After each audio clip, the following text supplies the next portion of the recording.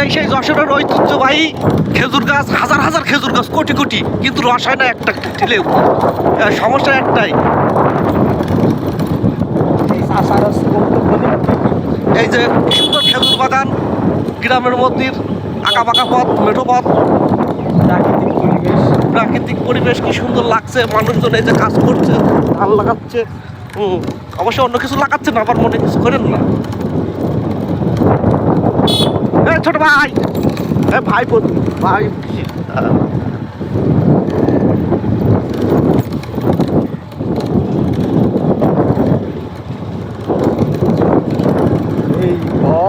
যদি না শেষ হয়, তেলের টাকা যদি তোমার বাপ কিনে দিত তাহলে ভালো লাগতো।